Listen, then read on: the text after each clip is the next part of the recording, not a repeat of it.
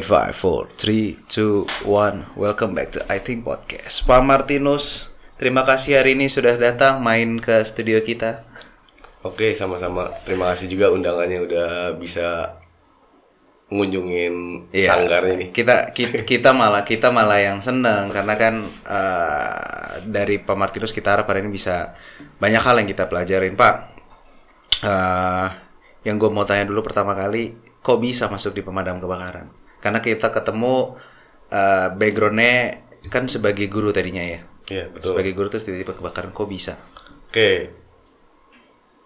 Berawal dari apa ya? Mungkin kalau dikatakan obsesi atau passion, sebenarnya dari dulu itu pengen jadi pemadam. Dari dulu. Iya. Karena lihat dari TV kah atau emang ada figur yang akhirnya lu bikin pengen nih kayak gini? Kalau figur yang pasti dari papa saya sih sebenarnya sama kakak saya yang cowok. Nah, itu yang bikin saya enak nih jadi pemadam kebakaran. Kerjanya juga pelayanan sama. Ya. Jadi dari keluarga udah ada figur sehingga akhirnya ada mulai terpikir dari kecil, karena kan di Indonesia sendiri masih belum ini banget ya. Bukan sebagai anak-anak ditanya cita-citanya apa, pemadam kebakaran masih nggak favorit lah. Iya, masih belum favorit. Kayak kalau di luar kan sudah brandingnya kan udah kelihatan banget. Di Indonesia masih kurang terlihat lah sama anak-anak juga kan. Ya, kalau dikatakan seperti itu ya memang awalnya itu dari figur seorang ayah. Karena kenapa? Ya suka aja. Bisa naik mobil pemadam kebakaran awalnya dari kecil kan, terus bener-bener. Wih, kok pekerjaannya menantang banget ya. Terus bisa bantu masyarakat juga. Otomatis kan pekerjaan pelayanan pasti mulia juga lah. Mungkin dari situlah berawal suka. Wah, gue pengen jadi pemadam kebakaran nih kayak bapak gue. Nah, tadi yang gue kaget juga adalah lu masuk pemadam kebakaran pun juga bukan suatu hal yang mudah ya untuk ngejar cita-cita lo kan. Untuk jadi seorang anggota pemadam kebakaran itu susah. Pertama, masuknya aja susah. Banyak seleksinya. Dan tadi lu cerita bahwa bukan yang mudah buat lo kayak cuman sekali terus langsung lu masuk kan. Ini benar-benar perjuangan panjang lo yang sampai akhirnya bisa nyemplung di sini kan. Ya, mungkin ya bisa dikatakan seperti itu. Bener. Kenapa? Karena dari 2005 setelah lulus SMA itu udah pernah ngerasain, nyoba nih ada lowongan pemadam kebakaran, tapi kok nggak tembus-tembus. Dan sampai akhirnya lu masuk di tahun? Di tahun 2017 baru dapat. Itulah makanya yang gue juga selalu bilang bahwa pada saat kita punya cita-cita, passion bukan berarti pada saat kita jatuh pertama kali atau dua kali jatuh terus habis itu kayak gue nggak cocok nih, mundur. Sedangkan walaupun lo dulu sempat sebagai guru, itu bukan menjadi suatu alasan lo untuk mundur mengejar cita-cita kan? Enggak. Jadi tapi karena masih harus ada yang dikerjakan dan tetap impian tetap ada di sini. Dan terus berusaha. Karena mungkin tipikal saya pribadi gimana ya, masih penasaran lah. Apapun yang dicita-citakan ya itu harus dicapai, harus gue kerjain dulu. Karena buat gue sebenarnya sama, guru pun juga enak. Gue belajar juga dari guru. Sekarang udah jadi pemadam kebakaran, tetap terjun di dunia pendidikan, ada juga ngasih edukasi kepada siswa TK, SMP, SD sampai SMA, bahkan plusnya masyarakat sekarang. Nah, yang menarik yang pengen gue tanya juga adalah bagaimana caranya lo, yang tadi lo bilang ya, lo dari tahun 2005 dan akhirnya baru tembus di 2017. Gimana caranya lo masih bisa tetap bersemangat walaupun sudah gagal berkali-kali ya, untuk tetap ngejar? Karena kan banyak di luar sana yang orang udah ngejar mati-matian, gagal udah kayak hopeless, nggak ada harapan lagi. Karena kalau itu gimana ya, jatuhnya namanya rezeki ya, kita nggak tahu, kita nunggu rezeki aja. Mungkin tahun ini belum nih, karena kan tiap tahunnya itu kan ada yang pensiun juga kan. Pemikiran saya, setiap ada yang pensiun pasti kan ada pengadaan baru anggota pemadam kebakaran. Nah, disitulah saya punya pemikiran, pasti tahun depan ada nih, Dan yang menguatkan saya tuh, saya juga udah punya sertifikat Balakar, barisan sukarelawan kebakaran. Itu yang ditempuh selama 2 minggu sampai 1 bulan. Nah, itu biasanya program kecamatan awalnya sih. Jadi kita disuruh jadi relawan di lingkungan masyarakat kita. Dari situlah akhirnya masih lo tetap berjuang Iya, untuk bagaimana cita-cita ini nyampe. iya betul. Oke, mungkin yang dari gue sendiri sebagai orang awam pun juga ya, yang banyak orang nggak tahu juga kali ya, yang bagian gue adalah pemadam kebakaran tuh sebenarnya tiap hari bekerjanya apa aja sih sebenarnya? Oke, Iya. kalau sesuai tupoksi, kita kan tupoksinya itu kan Bentar nih, mungkin bagi yang nonton atau yang dengar tupoksi itu apa sih Pak Martin?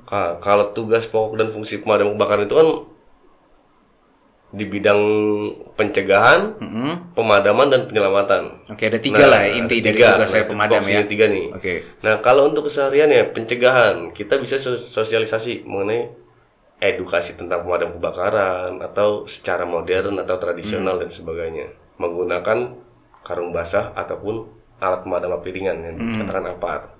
Nah, kalau untuk pemadaman biasa di TKP nih kita proses pemadaman pada saat terjadi kebakaran. Nah, kalau untuk penyelamatan itu ada tim rescue-nya. Ya, kita pun juga dituntut untuk bisa melakukan di semua tugas itu. Jadi sebenarnya kan pemadam kebakaran itu nggak cuma semata-mata hanya bekerja memadamkan saja Iya. ya. Ternyata ada pekerjaan lain juga yang harus Pekerjaan dikuasai. lain Ya? yang dikuasai itu biasanya kalau untuk penyelamatan orang yang mau bunuh diri lah, atau eksekusi sarang tawon lah, ataupun hewan-hewan liar seperti ular dan lain-lain. Berarti pada saat pendidikan pun saja dari lu sendiri tidak hanya belajar memadamkan api saja dong berarti ya? Iya, awalnya kan ada proses. Kalau untuk misalnya diklat itu ada tingkatannya. Nanti yang baru saya dapatkan kan damkar 1. Berarti itu masih dasar pemadaman atau pengenalan, pengoperasian dan sebagainya. Ada Nanti berapa sih sebenarnya? Ada berapa tingkat sih? Ada damkar 2. Lalu ada diklat rescue 1, rescue 2. Ada diklat sopir dan sebagai operator. Tuh. Oh. Jadi kalau misalnya saya di pasukan sekarang, berarti yang saya harus kuasai di damkar 1 atau damkar 2 tuh yang harus sudah dapat diklatnya. Apa yang harus dikuasai sebenarnya sebagai dasar yang dari lu sendiri?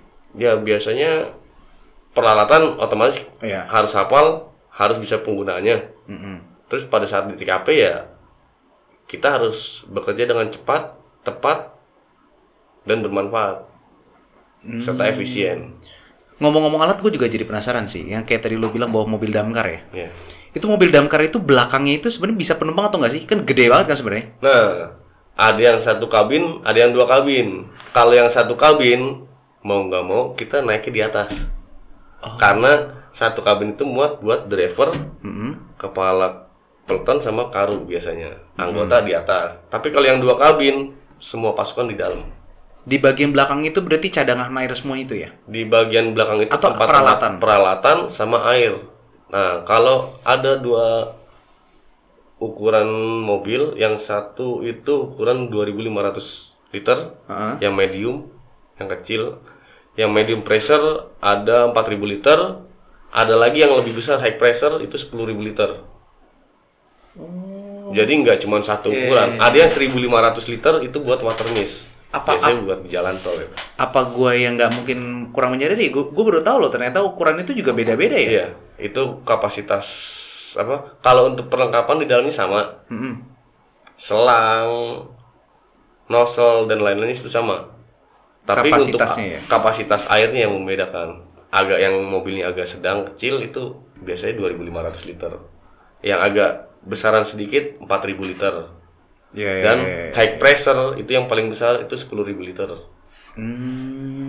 Nah, di kantor saya, di sektor saya kebetulan ada yang 2.500, ada yang 1.500, ada yang 4.000 liter.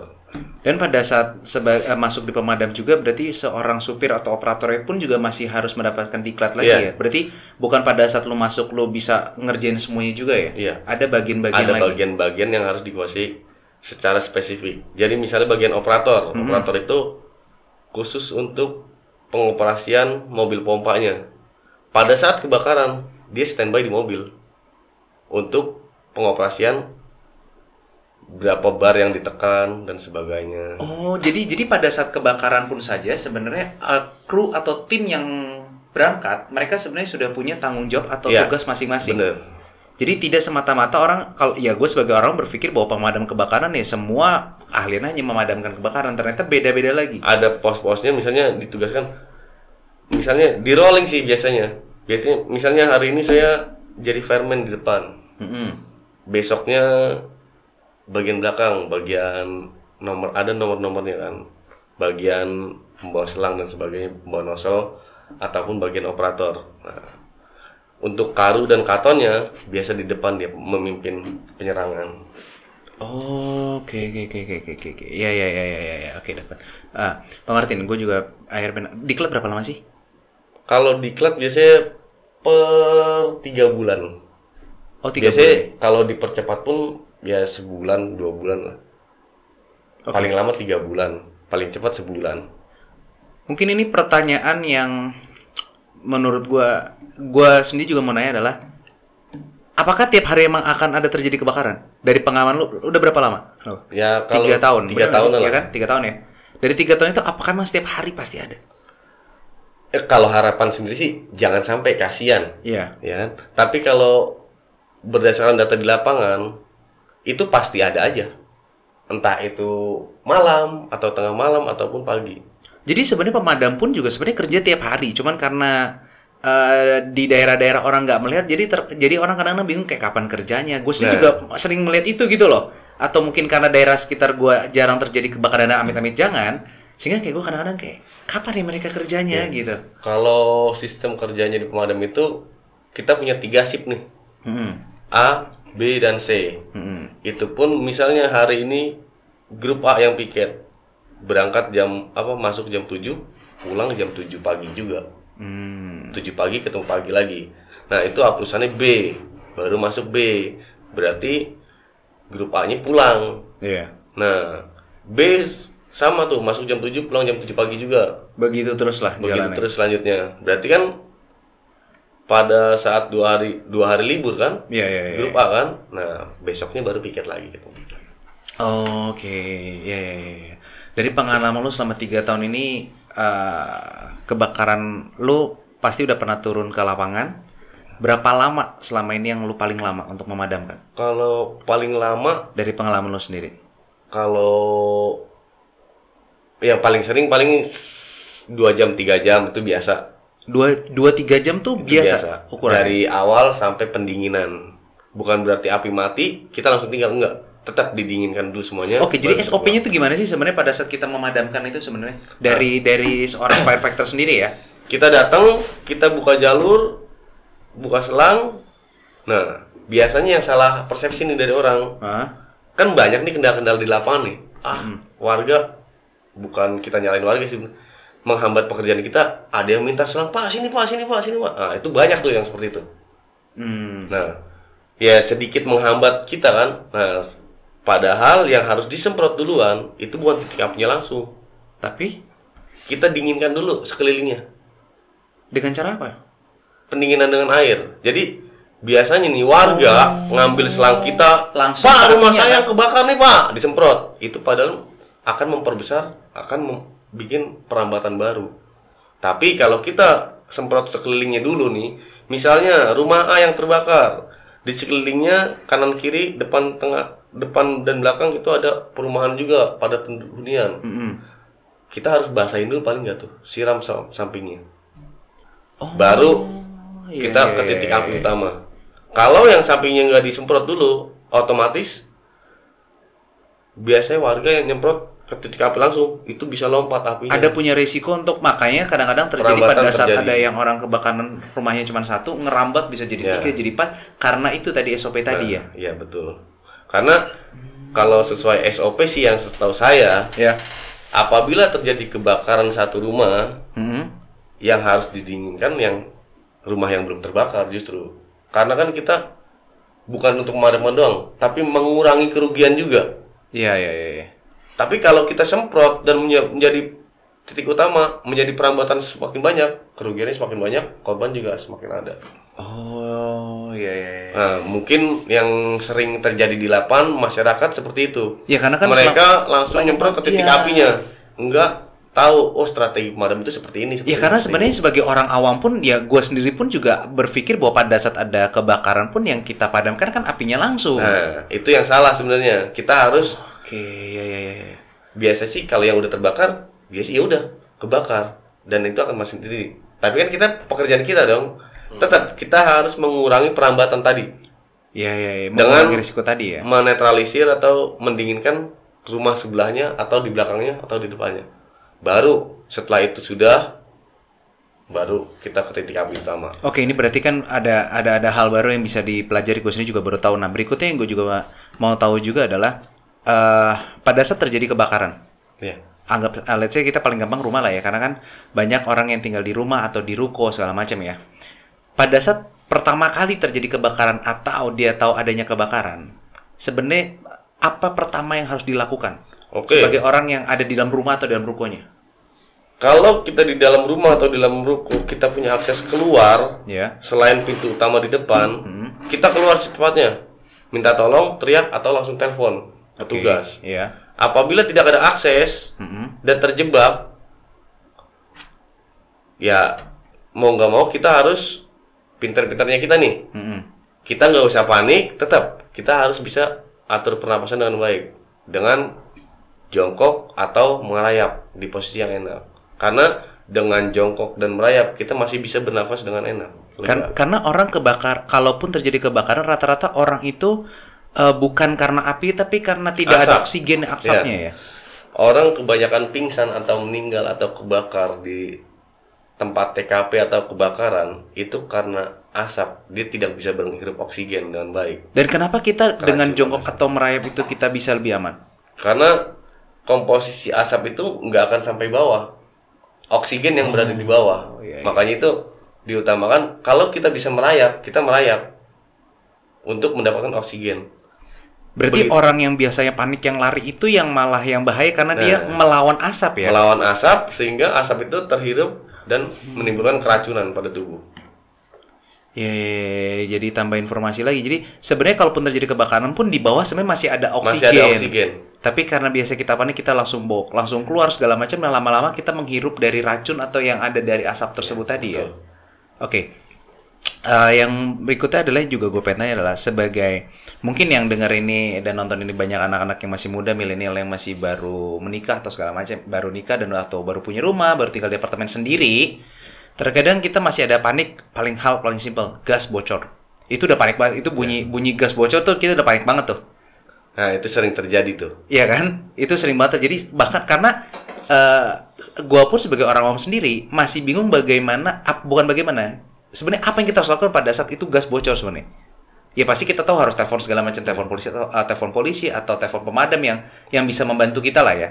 Tapi kalau kita sendiri kan gua sendiri masih bingung sebenarnya. Oke, pertama-tama gini ya, sedikit saja edukasi buat gas bocor yang di rumah atau untuk keluarga baru lah khususnya. Yang pertama-tama, apabila di rumah kedapatan ada gas bocor dan kita pun baru masuk rumah nih, biasanya kan itu rumah dipenuhi gas tuh kan. Langkah pertama yang harus dilakukan, jangan sekali-sekali itu langsung menyalakan setekan lampu.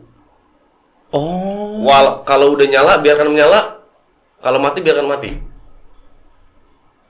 Oke. Nah ini tambah lagi. Maksudnya sering banget yang terjadi kayak gas bocor kayak lagi malam atau kita nyalain lampu itu malah itu akan memacu terjadinya ledakan. Nah jadi yang benar begitu masuk rumah tahu ada gas bocor nih udah memenuhi ruangan, buka selebar-lebarnya ventilasi, pintu dapur dan sebagainya. Biarkan gas itu keluar dulu. Berarti nyalain lampu pun ada efek ke situ ya? Karena pemantiknya itu, hubungan arus pendeknya itu yang menyebabkan ledakan terjadi. Makanya selama ini mungkin banyak terjadi kebakaran yang katanya bilang kayak arus pendek karena itu sebenarnya. Biasanya banyak juga persepsi bilang, wah tabung gas yang 3 kilo meledak. Iya banyak. Ini yang perlu saya luruskan, itu sebenarnya bukan tabungnya yang meledak atau pecah belah atau apa. Tapi oksigen yang bocor tadi memenuhi ruangan tersebut. Gas yang bocor tadi memenuhi ruangan, sehingga pada saat menyalakan kipas angin atau steker listrik, ada pemantik api, nah ledakan itu terjadi. Jadi bukan tabungnya, tapi gas yang memenuhi ruangan tersebut yang meledak. Berarti selama ini persepsi orang yang tahu bahwa tabung gas kayak tabung gas LPG yang 3 kilo atau yang gede itu kan kita makin takut lagi meledak. Sebenarnya tabung itu tidak akan meledak sebenarnya. Ya, nggak akan meledak, nggak ada kepecah belah, nggak ada. Belum pernah sih saya nemuin. Tapi karena kan itu udah standar SNI juga kan? Iya, makanya itu yang selama ini gue juga bingung gitu loh. Ternyata karena efek-efek itulah yang akhirnya menyebabkan tadi. Efek gas bocor tadi. Nah, untuk pengenangannya biasanya gini. Kalaupun ada gas bocor seperti itu, nggak usah panik yang pertama nih. Biasanya orang panik. Waduh, kalau bukan jadi nyalain semuanya deh. Iya. Mau tahu mau apa segala macam. Kalau bisa di kipas-kipasnya jangan pakai kipas elektrik, sama aja. Kipas-kipas aja pakai kipas manual atau yang penting ventilasi jendela itu kebuka semua. Lalu setelah itu cabut selang regulatornya, cabut tabungnya dibawa keluar, itu selesai dah. Nah, apabila terjadi kebakaran pada saat gas bocor tadi, dan gak usah panik. Pertama, tetap cabut regulatornya. Apabila ada di kompor ada api atau apa, gunakan apar atau kain basah yang ada di rumah. Nah ini juga benar nih, kan banyak juga dari kita sendiri panik pada saat pertama gas bocor, itu paling panik. Kedua, kepanikan berikut adalah pada saat ada mulai kebakaran kecil, misalnya pada saat masak ada yang gosong terus habis itu kebakar segala macam. Apa yang pertama kali juga kita harus lakukan? Misalkan let's say gampang ya, goreng. Pada saat menggoreng kebakar nih, harus ngapain kita sebenarnya? Yang pertama misalnya terjadi kebakaran pada saat masak nih. Wah, ada api di kompor atau di atas kompor ada api. Otomatis yang pertama orang awam pasti panik dan akan teriak minta tolong. Nggak usah panik.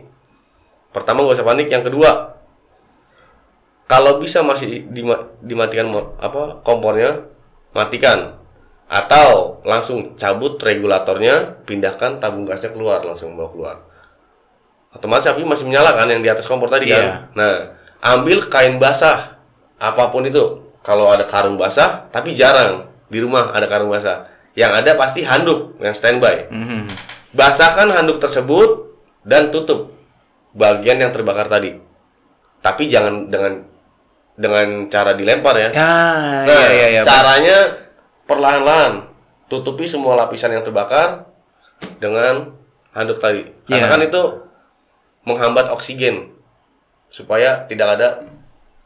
Iya, karena kan kebanyakan orang takut pada saat kalau ditutup kayak gitu jadi ikut kebakar. Padahal sebenarnya enggak ya, Pak ya? Enggak. Kalau udah ditutup, kita aman nih. Dan yang banyak yang salah itu ada yang caranya dilempar, ada yang pakai air disiram. Nah, itu malah besar. Biasanya air tuh berarti bisa dikatakan kalau ada kebakaran tuh jangan langsung disiram air ya? Iya, bener nggak sih kalau karena gue pernah dengar bahwa kalau dengan air ada oksigen lagi malah tambah besar dan tambah lebar. Kan air itu kan mengandung oksigen kan? Iya. Sehingga kebakaran itu kan ada 3 faktor ya terjadinya kebakaran. Yang pertama ada oksigen, ada bahan. Bahan itu banyak macamnya, ada bensin, ada kardus, ada benda-benda dan sebagainya. Ada panas atau pemantik tadi. 3 faktor itu yang sangat ketergantungan tuh satu sama lain. Ada 3 faktor itu, ya itu terjadilah kebakaran. Tapi apabila salah satu faktor hilang, itu kebakaran nggak akan terjadi. Oke. Ya ini nambah, semoga yang dengar dan nonton videonya juga mulai bisa tahu bagaimana mengatasinya juga kan, Pak. Gue juga penasaran sih sebenarnya. Yang tadi kalau kita lanjut dari kegiatan lo di lapangan, apa dari pengalaman lo punya pengalaman unik atau pengalaman pada saat di lapangan apa sih yang masih membekas di kepala lo yang lo nggak akan lupa nih gini? Kalau pengalaman ya untuk saat ini ya kebetulan kebakaran besar sih jarang kalau untuk di wilayah sektor saya. Sorry deh, gua potong sedikit. Sebenarnya orang itu bisa mengatakan dari pemadam sendiri ya, kebakaran kecil, kebakaran sedang, kebakaran besar tuh dilihat dari apa sih? Biasanya dari perambatannya. Berapa rumah yang kebakar, misalnya rumah yang kebakar. Lalu korban ada atau tidak, lalu luas wilayahnya, dan apinya, Oh. dan lamanya biasa proses pemadamannya. Karena mungkin sumber airnya jauh, nah itu yang membuat waktu lama pemadaman juga. Karena bukan berarti api sudah mati, kita langsung pulang. Enggak, tetap kita pendinginan sampai benar-benar tidak ada panas lagi. Karena kalau masih ada panas, Masih kemungkinan. masih ada kemungkinan penyalaan lagi. Nah, ada juga beberapa masyarakat atau beberapa orang masih melihat bahwa sering datangnya terlambat dari pihak pemadam kebakaran. Terus habis itu penanganannya kurang cepat itu. Sebenarnya terjadi di lapangannya seperti apa? Nah, kalau yang sering terjadi di lapangan itu masih benar. Benar dikatakan Mas Arnold ini benar. Itu masih sering terjadi. Pemadam datang dibilangnya terlambat atau dikatain terlambat. Nah, sekarang gimana nggak mau terlambat? Laporannya aja udah terjadi kebakaran. Udah pasti terlambat dan makan waktu. Kecuali ini kebakaran mau direncanakan. Pak, besok mau ada kebakaran nih, Pak. Nah, baru kita nggak terlambat. Tapi mereka biasanya laporan udah 3 menit. Itu api udah ada satu petak atau satu kamar. Otomatis mereka baru telepon, ya kita baru meluncur. Sampai di TKP udah satu rumah. Kita dikatakan terlambat. Ya, manusiawi juga. Ya, tapi ya kita mau gimana? Itu Oke, tugas kita mungkin, juga kan. mungkin gini. Baik juga masyarakat juga agar tahu juga bahwa sebenarnya berapa durasi pada saat misalnya tadi kan Pak Martin bilang bahwa mereka sudah terjadi kebakaran 3 menit atau 5 menit. Biasa wajar lah sebagai masyarakat pun juga akan mengatakan bahwa ya gimana, gue juga 3-5 menit pun juga gue juga nggak tahu gue harus kemana segala macam kan. Sebenarnya durasi kebakaran satu rumah biasanya. Penanganan itu berapa lama dan api bakal menjadi besar itu karena apa saja sehingga akhirnya bisa menjadi besar. Biasanya kalau untuk satu rumah perambatan itu 3 menit sampai 5 menit itu di satu rumah habis. 3-5 menit udah. Itu satu rumah sudah habis biasanya. Kalau apinya sudah besar ya. Tapi kalau masih kecil masih bisa dipadamkan dengan apar ya. Makanya kita juga minta bantuan dari warga sendiri untuk saling membantu lah. Misalnya ada penanggulangan pertamanya, ada apar di situ, pakai apar dulu. Itu kan lumayan membantu pekerjaan kita. Iya. Sebagai masyarakat ya yang peduli gitu kan. Tapi ya kalau memang udah nggak sanggup, telepon baru kita meluncur. Kendala apa yang selama ini lo hadapin di jalanan selama ini? Kalau kendala yang banyak sih ya, kalau untuk kendala ya kita juga dari kacamata petugas nggak bisa menyalahkan warga juga sih. Banyak ada yang tidak, misalnya kita lagi buru-buru ke TKP, tapi tetap aja masih di jalan, kita nggak dikasih jalan sama mobil atau Kesadarannya lah ya. Kesadaran warga masih kurang lah. Kalau ini kita butuh cepat, kita mau nolong orang supaya tidak terjadi kebakaran yang lebih besar lagi. Nah, hal-hal yang seperti ini yang sebenarnya masih termasuk dalam resiko-risiko yang tadi ya, adanya keterlambatan yang dianggap keterlambatan atau penanganannya kurang cepat. Nah, resiko yang seperti ini sebenarnya. Nah, itu yang sering kita alami sih seperti itu. Wah, terlambat nih datangnya. Ya, kita juga nggak bisa ngelawan masyarakat di TKP. Yang ada kita yang salah. Kita sebagai petugas ya, kita lebih baik edukasi. Berarti warga tersebut masih butuh sosialisasi tentang pemadaman. Tuh. Iya, dan dari masyarakat juga yang menggunakan jalan mungkin akses jalan kesadaran kita kali ya, karena tahu bahwa dengan adanya mungkin kita menghambat yang tadi dibilang ya, seperti kayak Pak Martin bilang bahwa 3 atau 5 menit saja itu menghambat, itu udah satu rumah menjadi korban. Jadi pada saat kalau kita nggak bayangin kalau itu terjadi sore hari macet, kita udah nggak tahu, mungkin kita juga nggak bisa menyelamatkan siapapun. Ya, intinya kita tugas totalitas pelayanan, apapun yang terjadi ya terjadilah di situ. Yang pasti kita kerja sudah semaksimal mungkin ya. Kita juga butuh bantuan dari warga. Apabila kita butuh bantuan, kita minta pasti. Tapi ya tolong kerjasamanya antara warga masyarakat sama petugas bisa saling bersinergi supaya para petugas kita tidak terhalangi atau tidak terhambat pada saat penanganan pemadaman tersebut. Oke. Terakhir mungkin dari Pak Martin bahwa mungkin ada sedikit tips atau informasi buat anak-anak milenial atau yang nonton video ini untuk menghadapi kebakaran-kebakaran kecil. Dan kalau misalkan orang kadang-kadang juga kayak tadi Pak Martin bilang bahwa jangan panik, mungkin banyak orang akan bilang kayak ya gimana nggak panik orang kebakaran gitu kan. Sebenarnya bagaimana juga kita cara mengatasi kepanikan kita sebenarnya juga. Oke. Kalau biasanya kalau kepanikan itu datang dari diri sendiri. Pasti. Rasa takut yang terbebani itu biasanya. Pokoknya intinya saya pun juga seperti itu. Penanganan saya pertama api besar itu takut. Tapi lama-lama terbiasa.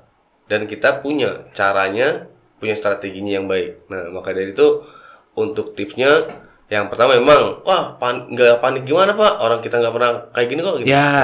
Nah, biasanya sih seperti itu. Memang kita biasakan dulu. Pokoknya apapun kondisinya, usahakan jangan panik. Biar kita bisa berpikir, oh bagaimana ya cara pemadaman awal ini ya? Dan bisa kita lakukan. Dan benar nggak sih Pak? Mungkin saya bantu sedikit juga bahwa masyarakat itu panik juga karena kurangnya informasi dan kurangnya mereka tahu bahwa menghadapi ini seperti apa ya. Nah, jadi bingung juga bisa kan juga tuh. iya nggak sih?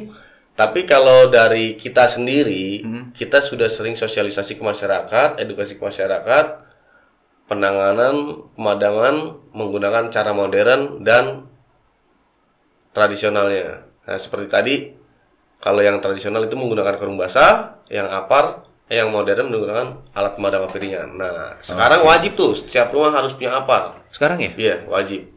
Paling tidak setiap bangunan satu lantai itu wajib punya apar. Itu Walaupun rumah, iya, rumah tinggal. Rumah tinggal. Karena sekarang udah dikontrol sama ibu-ibu desa wismanya. Oh ya. Nah ini mungkin yang lupa sorry gue. Ya mungkin dari gue sendiri dan yang nonton ini. Pada saat kalau kita terjadi kebakaran, kita panik, kita harus telepon kemana sih? Oke. Nah itu yang kadang-kadang juga bingung juga. Untuk wilayah DKI Jakarta, itu bisa telepon ke Jakarta Siaga 112. Itu ke situ berarti. Masalah apapun, problem apapun, entah itu kebakaran, entah itu banjir dan sebagainya, itu bisa ditelepon ke 112.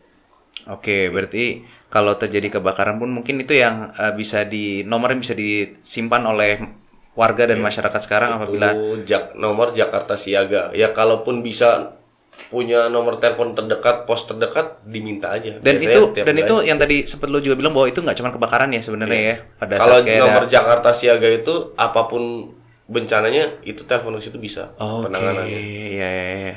Pak Martin, terima kasih hari ini udah datang, udah sharing-sharing di sini, udah berbagi kepada masyarakat juga sama saya juga dan teman-teman kita di sini, menambah ilmu lah kita untuk bagaimana menghadapi kebakaran atau musibah lah yang kecil ada di dalam rumah. Terima kasih sudah main, semoga kedepannya kita bisa ketemu lagi dan bisa ngobrol-ngobrol lagi dan lebih banyak mengedukasi. Oke, terima kasih juga Mas Anul untuk undangan dan sebagainya. Semoga edukasi ini walaupun sedikit dapat bermanfaat buat semuanya. Sip. Terima kasih Pak Martin.